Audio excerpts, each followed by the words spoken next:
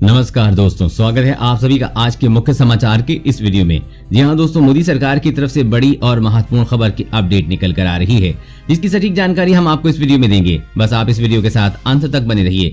लेकिन उससे पहले आपसे एक छोटी सी रिक्वेस्ट है कि मुझे इस वीडियो को बनाने में बहुत मेहनत लगती है, तो इस मेहनत के लिए वीडियो पर एक लाइक जरूर कीजिएगा और साथ ही वीडियो के नीचे दिए गए इस लाल बटन को दबाकर चैनल को सब्सक्राइब कीजिएगा और इस घंटी को भी दबाइएगा, ताकि आपको दिन भर की बड़ी खबरों की जानकारी लगातार मिलती रहे। तो चलिए दोस्तों, एक एक करके सभी बड़ी खबरों के बारे में जान लेते हैं। तो दोस्तों, आज की पहली बड़ी खबर की अपडेट की बात करें तो देखिए, चीन और ठंड का कैसा मुकाबला कर रहे हैं जाबाज सैनिक, पूरी कहानी बयां कर रही है तस्वीर। जी हाँ, लद्दाख के दौलत बेग ओल्डी सेक्टर में पिछली रात बर्फबारी हुई और 1597 किलोमीटर लंबे लाइन ऑफ एक्चुअल कंट्रोल पर तापमान शून्य के नीचे जा चुका है। बर्फीली हवा मौसम को और भी भयानक बना देती है, लेकिन ये मौसम की मार भारतीय सैनिकों के लिए फौलादी जज्बे के सामने उसी तरह फीकी पड़ जाती है जिस तरह देश के जवानों ने चीनी सैनिकों के मंसूबों को नाकाम कर दिया है। सेना यहां एक साथ दो दुश्मनों से मुकाबला कर रही है। दोनों ही मोर्चों पर कठिन चुनौती के बावजूद भारतीय सेना के वीर पोजीशन से 1 इंच पीछे नहीं हटे हैं। टकराव वाले सभी इलाकों में सैनिक मई से भी पीपल्स लिबरेशन आर्मी के सैनिकों के सामने डटे हुए हैं। भारत और चीन में टकराव के कम करने के लिए बनी सहमति की रिपोर्ट्स के बीच जमीन पर स्थिति में अभी कोई बदलाव नहीं हुआ है। भारत और चीन के बीच 8 दौर की बातचीत हो चुकी है, लेकिन अभी तक कोई ठोस परिणाम नहीं दिखा है। खराब मौसम से विचलित हुए बिना भारतीय सैनिक स्नो टेंट और इग्लू में रह रहे हैं, जबकि ठंड और भारतीय सैनिकों के हौसले के सामने पस्त पड़ चुके चीनी सैनिक कंटेनर्स में दुबके हुए हैं। भारतीय सेना स्पेशल फोर्सेस के साथ LAC पर तैनात है और तनाव बरकरार है। और अगली बड़ी खबर की बात करें तो सरकार का बड़ा फैसला, सरकारी नौकरियों में महिलाओं को मिलेगा 33% आरक्षण। जी हाँ, पंजाब की कांग्रेस सरकार ने सरकारी नौकरियों में महिलाओं के लिए अहम फैसला लिया है। पंजाब की कैप्टन अमरिंदर सिंह सरकार ने महिला सशक्तिकरण की दिशा में बड़ा कदम उठाते हुए पंजाब की सरकारी नौकरियों में महिलाओं को 33% आरक्षण देने का फैसला किया है। मुख्यमंत्री कैप्टन अमरिंदर सिंह ने खुद ट्वीट कर इसकी जानकारी दी है। उन्होंने कहा कि पंजाब की महिलाओं के लिए एक ऐतिहासिक दिन है। राज्य cabinet Punjab civil services rules 2020 को मंजूरी दे दी गई है, जिससे सरकारी नौकरियों के साथ बोर्ड्स और कॉर्पोरेशन के A, B, C और D ग्रुप की पोस्ट महिलाओं को आरक्षण दिया जा सकेगा। और अगली बड़ी खबर की बात करें तो योग गुरु बाबा रामदेव का दावा, मेरी दवा करती है कोरोना वायरस का इलाज। जी हाँ, योग गुरु बाबा रामदेव ने एक बार फिर कोविड-19 की विवादित क्रोनिल पर बड़ा बयान दिया है। रामदेव ने कहा है कि मेरी दवा क्रोनिल एक मेडिसिन है जो कोरोना वायरस का इलाज करने में सक्षम है। उन्होंने कहा कि क्रोनिल पर अगले 2-3 दिनों में वो एक प्रेस कॉन्फ्रेंस भी करने वाले हैं। लेकिन अभी ये खुलासा कर देता हूँ कि क्रोनिल को लोग सिर्फ एक इम्यूनिटी बूस्टर समझते हैं, लेकिन क्रोनिल एक मेडिसिन है। अगर क्रोनिल दवा को कोरोना होने से पहले लेंगे तो कोरोना वायरस से बच जाएंगे। कोरोना होने के बाद लेंगे तो 7 से 10 दिन में भीतर कोरोना का उपचार हो जाएगा। योग गुरु रामदेव ने आगे कहा कि कोरोना से ठीक होने के बाद भी अगर क्रोनिल दवा खाएंगे तो आगे तमाम तरह की बीमारियों से बच जाएंगे। अगर लंबे समय तक इसका इस्तेमाल करेंगे तो 100 साल तक अच्छे से जिएंगे। आने वाले 5 से 10 सालों तक दुनिया अभी इससे जूझने वाली है, इसलिए क्रोनिल दवा को कोरोना होने से पहले, कोरोना होने के बाद और कोरोना से ठीक होने के बाद खाते रहें। दोस्तों, आपको क्या लगता है, बाबा रामदेव के ये बड़े बड़े दावे सही है या नहीं? हमें कमेंट करके जरूर बताइएगा। और अगली बड़ी खबर की बात करें तो भारत से विवाद के बीच चीनी राष्ट्रपति ने सेना से कहा, युद्ध के लिए रहो तैयार। जी हाँ, भारत और चीन के बीच सीमा विवाद पिछले 6 महीने से लगातार चल रहा है। जून में गलवान घाटी की घटना के बाद भारत ने इसे लेकर बेहद सख्त रुख इख्तियार किया। अब खबरें आ रही हैं कि चीनी राष्ट्रपति शी जिनपिंग ने अपने देश की सेना से युद्ध के लिए तैयार रहने को कहा है। एक रिपोर्ट में कहा गया है कि एक मिलिट्री बेस पर दौरे के दौरान चीनी राष्ट्रपति ने सैनिकों से कहा कि अपना दिमाग और ऊर्जा युद्ध की तैयारी में लगाओ। रिपोर्ट के मुताबिक चीनी राष्ट्रपति ने सैनिकों से हाई अलर्ट मोड में रहने के लिए कहा है। चीनी राष्ट्रपति को लेकर यह खबर ऐसे समय में आई है जब भारत और चीन के सैन्य अधिकारियों के बीच 7वें दौर की वार्ता समाप्त हुई है। दोनों देशों की तरफ से जारी की गई एक संयुक्त प्रेस विज्ञप्ति में कहा गया है कि वो बातचीत से सीमा विवाद सुलझाने की कोशिश की जा रही है। गौरतलब है कि दोनों देशों के बीच सीमा पर हालात 1962 के युद्ध के बाद सबसे खराब स्थिति में हैं। खुद विदेश मंत्री S जयशंकर भी इस बात को कह चुके हैं। वर्तमान में दोनों देशों की तरफ से वास्तविक नियंत्रण रेखा यानी कि LAC पर बड़ी संख्या में सेना तैनात की गई है। और अगली बड़ी खबर की बात करें तो ठंड से कांप रहा था भिखारी, DSP ने गाड़ी रोक कर देखा तो रह गए दंग। जी हाँ, क्या आपके साथ भी कभी ऐसा हुआ है कि आप किसी अनजान की मदद करने जाओ और वो आपकी जान पहचान का निकल आए, जिसको देखकर आप अपनी आंखों पर यकीन न कर पाएं कि जिस व्यक्ति को आप मदद करने आए हो वो आपका ही साथी है। मध्य प्रदेश के ग्वालियर से एक ऐसा ही मामला सामने आया है, जब DSP सड़क किनारे बैठे एक भिखारी की मदद करने उसके पास पहुंचे तो दंग रह गए। वो भिखारी DSP के बैच का ही ऑफिसर निकला। पिछले 10 साल से लापता घूम रहा ये भिखारी पुलिस अफसर रहा। उसका नाम मनीष मिश्रा है।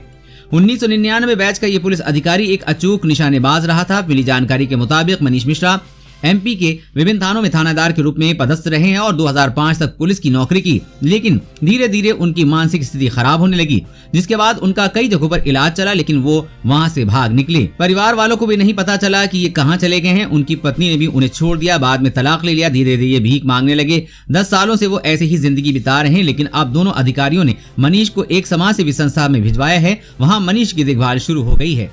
और अगली बड़ी खबर की बात करें तो कोरोना संक्रमण से कई लोगों को हो रही है बहरेपन की समस्या, अध्ययन में हुआ खुलासा। जी हां, कोरोना वायरस संक्रमण के कारण कुछ मरीजों में स्थायी रूप से अचानक बहरेपन की समस्या पैदा होने की बात सामने आई है। ब्रिटेन में इस संबंध में किए गए एक अध्ययन में ये बताया गया है।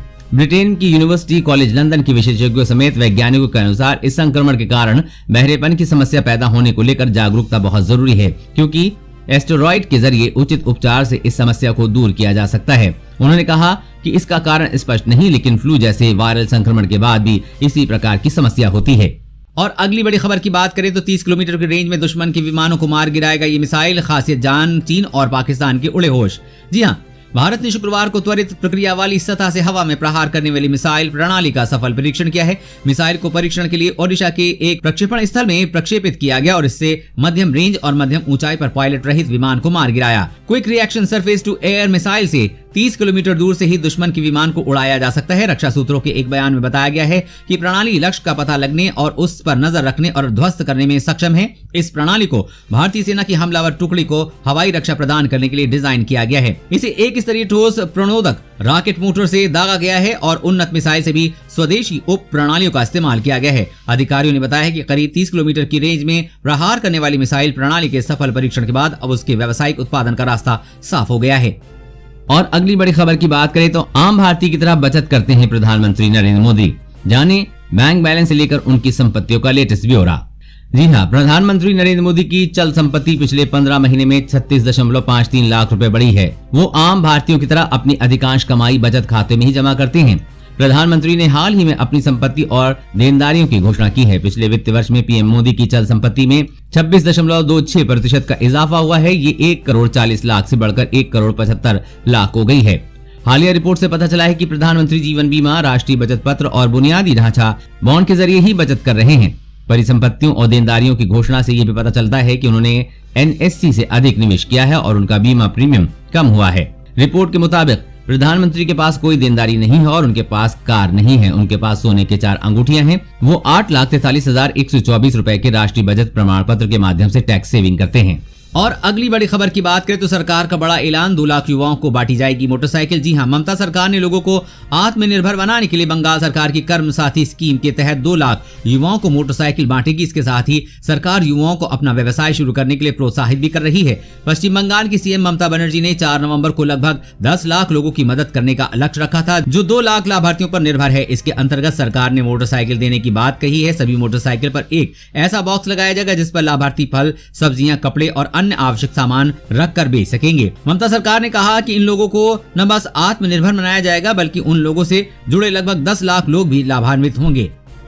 और अगली बड़ी खबर की बात करें तो कोरोना वायरस का टीका कब से लगना शुरू होगा, सरकार ने किया इशारा। जी हां, ऑक्सफोर्ड एस्ट्राजेनेका की बनाई कोरोना वैक्सीन कोविशील्ड 19 से पहले उपलब्ध हो सकती है। उसके फेज 3 ट्रायल के नतीजे नवंबर अंत तक आ सकते हैं। नीति आयोग के सदस्य डॉक्टर वीके पॉल ने कहा है कि सभी वैक्सीन कैंडिडेट्स का ट्रायल ठीक से चल रहा है। भारत बायोटेक और कैडिला हेल्थ केयर जिन वैक्सीन का फेज 2 ट्रायल कर रहे हैं, उनके नतीजे नवंबर की शुरुआत तक आ सकते हैं। उसके बाद इन स्वदेशी टीकों को फेज 3 ट्रायल की रणनीति तैयार होगी। कोविशील्ड के नतीजे अगर नवंबर के आखिर तक आ जाते हैं और वो उम्मीदों पर खरे उतरते हैं तो अगले साल से टीके लगाने का काम शुरू हो सकता है। भारत सरकार ने ये भी कहा है कि वो एक वैक्सीन के भरोसे नहीं है और कई वैक्सीन कैडेट्स हासिल करने की कोशिश होगी। और अगली बड़ी खबर की बात करें तो टिकटॉक यूजर्स के लिए खुशखबरी, पबजी के बाद भारत में हो सकती है टिकटॉक की वापसी। जी हां, पबजी की वापसी के साथ ही भारत में अब टिकटॉक भी वापस आ सकता है। बाइट डांस अधिकृत शॉर्ट वीडियो प्लेटफॉर्म को भारत सरकार ने 57 चीनी ऐप्स के साथ बैन कर दिया था, तो वहीं दूसरे बार पबजी समेत 117 ऐप पर सरकार ने बैन लगा दिया था। हालांकि अब पबजी भारत में वापसी करने जा रहा है। ऐसे में टिकटॉक को लेकर भी कहा जा रहा है कि कंपनी सरकार के साथ बातचीत कर रही है और ऐप की देश में जल्द ही वापसी हो सकती है। बता दें कि टिकटॉक पर बैन लगने के बाद बाइटडांस ने कंपनी से एक भी भारतीय कर्मचारी को नौकरी से नहीं निकाला था, जबकि भारत में 2000 से ज्यादा कर्मचारी काम करते हैं। कर्मचारियों को हर साल बोनस भी दिया जाता है। टिकटॉक हेड निखिल गांधी ने अपने कर्मचारियों को भरोसा दिलाया था कि कंपनी भारत में वापसी करने के लिए काफी मेहनत कर रही है और उसकी सरकार से बातचीत भी चल रही। जल्द ही टिकटॉक भारत में वापसी करेगा। दोस्तों आज की खबरों में बस इतना ही। इसी तरह हर रोज काम की खबरें जानने के लिए आप हमेशा हमारे साथ जुड़े रहें। हमारे साथ जुड़ने के लिए वीडियो के नीचे दिए गए इस लाल बटन को दबाइए और साथ ही इस घंटी को भी दबाइए ताकि आपको हर खबर की सटीक जानकारी मिल सके। जय हिंद।